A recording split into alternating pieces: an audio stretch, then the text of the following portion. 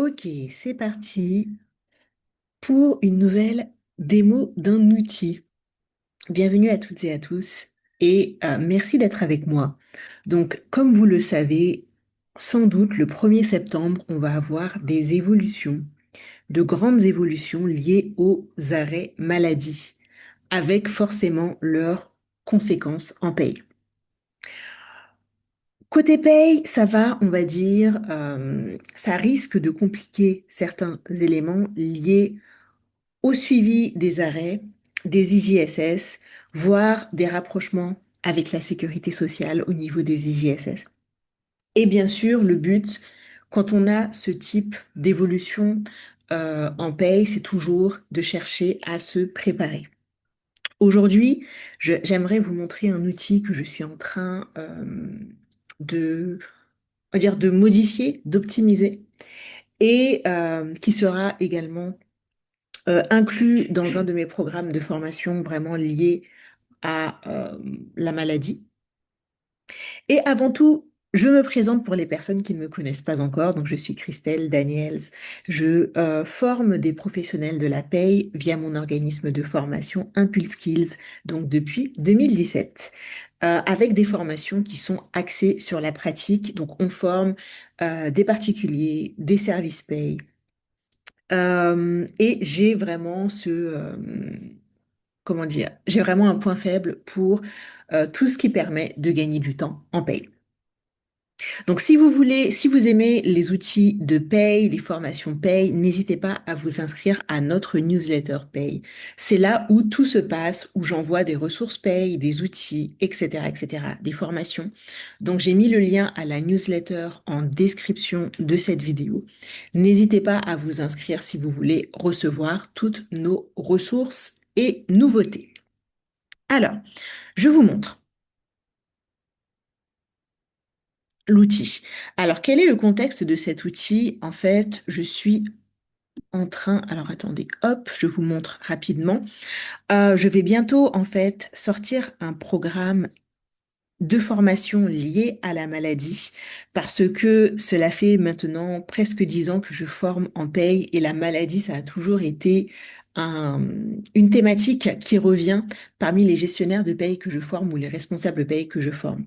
Donc, je sors un programme de formation pas comme les autres sur la maladie et du coup, je suis en train d'optimiser un des outils qui sera mis à disposition des personnes qui vont s'inscrire et qui est en fait, j'aimerais que, enfin, dans ma vision, en fait, j'aimerais que chaque professionnel de la paye ait vraiment un ou des outils qui vont être vraiment, on va dire, idéalement tout en un pour le suivi de la maladie. Et là, je suis en train d'améliorer un outil justement tout en un qui a pour but en fait je vous montre tout de suite, qui a pour but en fait à la fois de réaliser un suivi des salariés qui sont en maladie, de contrôler aussi les éléments de l'arrêt maladie selon en fait les évolutions de la réforme donc qui sont applicables au 1er septembre prochain. Donc pour les personnes qui n'ont pas suivi, il y a des évolutions en fait liées aux arrêts. Vous voyez ici, je vous montre l'exemple pour un salarié fictif, bien sûr. Pour qu'un arrêt soit conforme, il devra respecter certaines durées pour les arrêts initiaux et les prolongations. Donc, en l'occurrence, pour les arrêts initiaux, ce sera une durée de 31 jours maximum. Et en fait, j'ai voulu à travers cet outil qu'on puisse réaliser ce contrôle en fait automatiquement. Donc, dès que vous rentrez les éléments, les dates qui sont indiquées sur l'arrêt, vous avez un contrôle sur quelle est la durée de l'arrêt. Donc, vous voyez qu'ici, la durée de l'arrêt est de 32 jours. Et vous avez automatiquement, dans la partie conformité arrêt, un message d'erreur qui dit attention, la durée, du coup, est à 32 jours. Elle est supérieure à la durée max qui est de 31 jours. Et du coup, ici, vous avez un message qui vous dit est-ce qu'il s'agit d'une erreur de saisie, d'une dérogation à motiver. En tout cas, cela vous permet, vous, de pouvoir vérifier de votre côté. Vous avez, qu'est-ce qu'on a de plus au niveau de cet outil? On va avoir les IJSS, les IJSS versés aux salariés, donc sur la paye. On va avoir aussi un calcul automatique justement des écarts si vous êtes amené à appliquer la subrogation dans l'entreprise, c'est-à-dire si les IJSS sont versés directement par l'employeur. On a toute une partie qui permet en fait de vérifier s'il y a des écarts entre ce qui est reçu par la sécurité sociale, ce qui est versé à l'entreprise et ce qui a été versé aux salariés. Donc j'ai travaillé en cabinet comptable en tant que référente vraiment maladie. Et on va dire, une de mes missions principales, c'était de faire ce travail-là qui est souvent très, très complexe, c'est-à-dire vérifier que ce qui a été payé en termes d'IJSS aux salariés, vérifier que nous avons bien reçu les fonds de la sécurité sociale. Et souvent, il y a des écarts. J'ai déjà été amenée à gérer un dossier pour une longue maladie où il y avait, l'entreprise avait versé plus de 50, non, plus de 50, en tout cas, je ne sais plus exactement combien, mais il y avait un écart, en tout cas, d'IJSS de plus de 50 000 euros. C'est-à-dire que la sécurité sociale avait bloqué le dossier et n'avait pas versé, en fait, à l'entreprise, n'avait pas versé plus de 50 000 euros qui étaient vraiment dans la nature. Donc, tout ça pour vous dire qu'il est très important de faire ce type de suivi et que souvent en paye, on manque de temps. D'où l'importance d'avoir de bons process, de bons outils. Alors, je reprends pour que on puisse avancer et que la vidéo ne dure pas trop longtemps. Donc, je faisais quelques tests avant de lancer cette vidéo pour justement, en fait, que pour chacun des arrêts, en fait, vous voyez ici, on peut juste ajouter un arrêt, en fait. Hop. Je vous montre. On peut ajouter un arrêt, choisir si c'est un arrêt initial ou une prolongation, en sachant que qu'il s'agisse d'un arrêt initial ou d'une prolongation, avec les nouveautés à venir au 1er septembre, en fait, l'arrêt initial a une durée maximale de 31 jours comme on l'a vu, et la prolongation, d'après les textes, a une durée également maximale de 62 jours. Donc je voulais que l'outil automatiquement puisse vraiment faire la comparaison et alerter. Alors, ce n'est pas tout. Donc ici, on aurait ici donc tout un suivi des différents salariés, de leur date d'arrêt, la durée de l'arrêt, est-ce que l'arrêt est conforme? C'est ça aussi qui va nous intéresser avec la réforme à venir, c'est de vérifier que chacun des arrêts est conforme au niveau de sa durée. Et ça, c'est quelque chose qui est fait automatiquement à ce niveau-là. Ensuite, quelque chose d'intéressant également que j'ai mis et que j'ai rajouté d'ailleurs très très récemment, c'est cet onglet ici, tableau de bord. Donc, on va terminer en allant voir ce qu'il y a à ce niveau-là. Alors, juste avant d'aller dans l'onglet tableau de bord, on a ici une petite synthèse qui est intéressante, je trouve. À chaque fois qu'on rajoute des salariés et leurs arrêts, la synthèse se met à jour automatiquement. Le nombre d'arrêts, 9. Le nombre d'anomalies, vous voyez, 4. Alerte trésorerie, point de vigilance, avance à récupérer. Vous voyez que on a des points essentiels directement ici. Mais si on veut aller plus loin, on va aller dans la partie tableau de bord. Donc encore une fois, si vous êtes intéressé par tout ce qui est, on va dire, optimisation de la paye, outils et formation en paye, n'hésitez pas vraiment à vous inscrire à notre newsletter paye.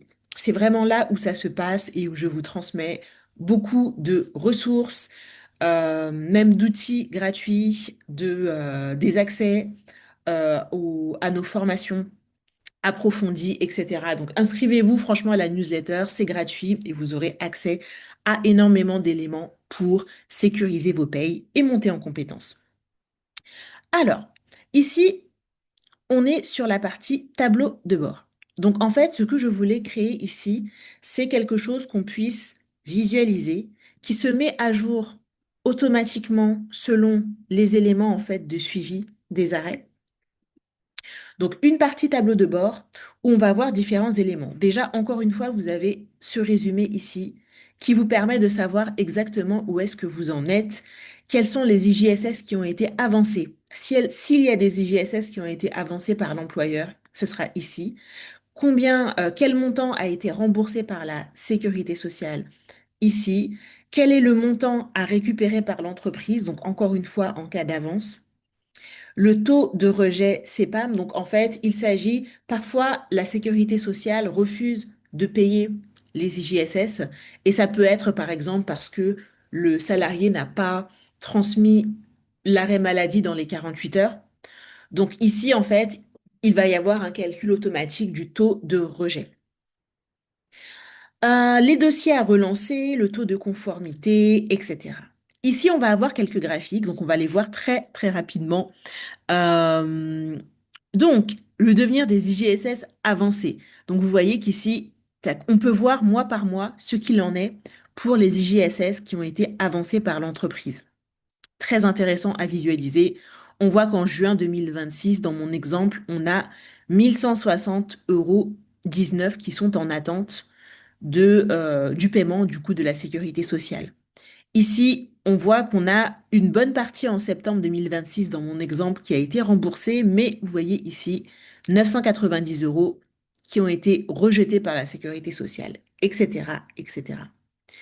On a un graphique qui va montrer la trésorerie mobilisée, donc les avances à récupérer mois par mois.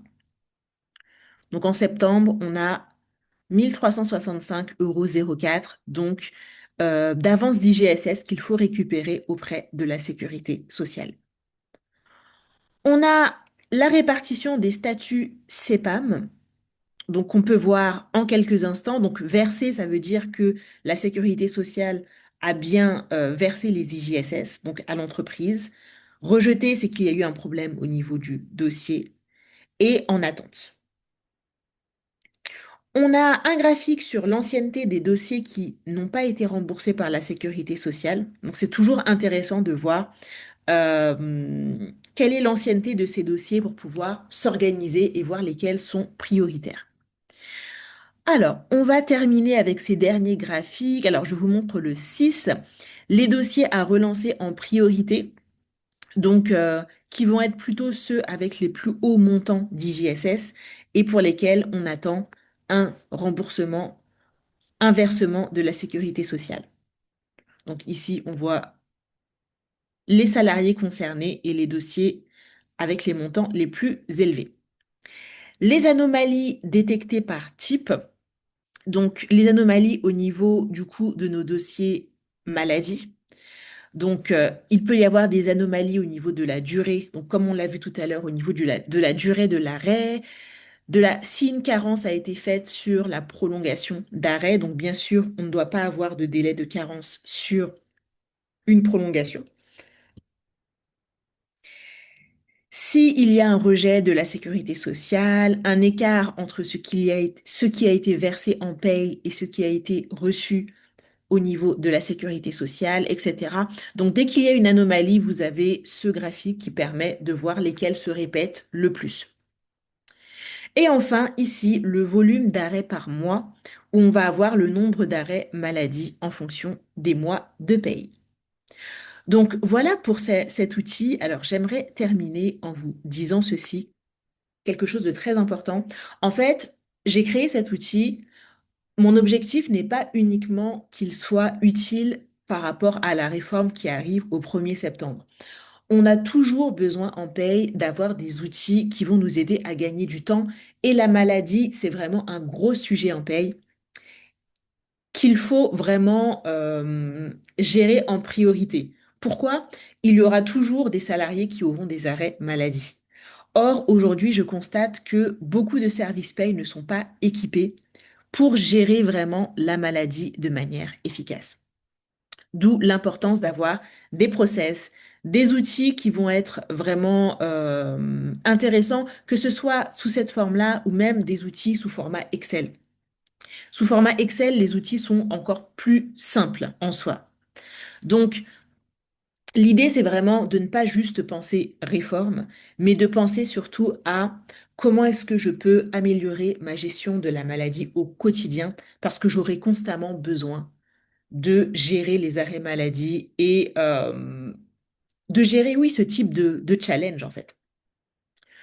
Alors, qu'est-ce que je vais améliorer au niveau de ce tableau de bord? J'aimerais en fait inclure à ce tableau de bord, cet outil, pardon, j'aimerais inclure un onglet avec une simulation au niveau où on pourra en fait rentrer les éléments du salarié, de ses salaires et calculer, contrôler automatiquement le montant de ses IJSS, par exemple.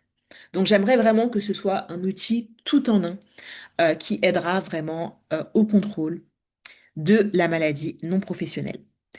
Ok, c'est tout pour l'instant. Je voulais que cette vidéo soit très courte. Si vous voulez, si vous êtes intéressé par le programme que je prépare sur la maladie, qui contiendra notamment un outil complet de ce type, n'oubliez pas de vous inscrire à la newsletter. Dans la newsletter, qu'est-ce qu'on fait? C'est que je publie du contenu sur la paye pour vous aider à gagner du temps sur les évolutions paye, comment gagner du temps, comment gagner en efficacité. Souvent, je publie des ressources, des outils que je crée pour gagner du temps au quotidien, des formations également pour monter en compétences. Donc, n'oubliez pas de vous inscrire à la newsletter avant de partir. Je l'ai mis en description de cette vidéo.